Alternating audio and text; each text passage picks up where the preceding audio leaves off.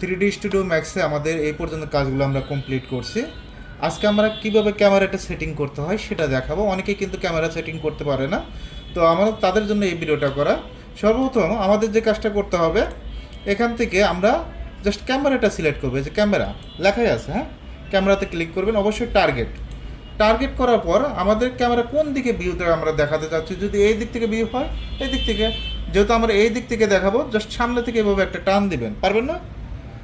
টান দেওয়ার পর আমাদের অবশ্যই কী করতে হবে, এখান থেকে অল থেকে আমরা যেহেতু ক্যামেরা নিয়ে কাজ করব, ক্যামেরাটা সিলেক্ট করব। ক্যামেরাটা সিলেক্ট করার পর আমাদের যে কাজটা করতে হবে, ক্যামেরার ভিউ হলো দুইটা, একটা ব্যাক সাইড, একটা ফ্রন্ট সাইড। ব্যাক সাইড থেকে আমরা এটা ব্যাক সাইডটা সিলেক্ট করব। সিলেক্ট করে যেটার মান কত দিব, 54, কত দিব, 54। আর ফ্রন্ট সাইডটা সিলেক্ট করে কত দেব, 480 দেব। এখন আমরা কোথায় এই পার্সপেক্টিভ ভিউটা বড় করব। পার্সপেক্টিভ ভিউ, ক্যামেরা 01, এইরকম লেভেলটা এসে এখন আমরা এটা এলো ব্যাক সাইডে যাবেন, আরেকটু ব্যাকের দিকে যাবেন। কিসের দিকে যাব, ব্যাকের দিকে। অবশ্যই আপনি কি করতে হবে দেখেন, এখানে রোডের কাজটা কিন্তু ভুল হয়েছে। রোডের কাজটা কি করতে হবে, একটু নিখুঁতভাবে কাজটা করতে হবে। এখান থেকে সামনে একটু রোড থাকবে, এ সাইডে রোড, যদি একটা সাইডে রোড থাকে একটা সাইড, যদি দুইটা সাইডে রোড থাকে দুইটা সাইডেই দেখাবেন। এখানে গাড়ি ঘোড়া থাকবে, কিছু চেঞ্জ আছে।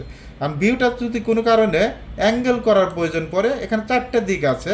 এখান থেকে আমরা কি করব, সিলেক্ট করে এখান থেকে দেখবেন যে চেঞ্জ করা যায়। আপনি কোন দিকে দিবেন, এইভাবে কিন্তু চেঞ্জ করা যায় খুব সুন্দরভাবে, দেখছেন?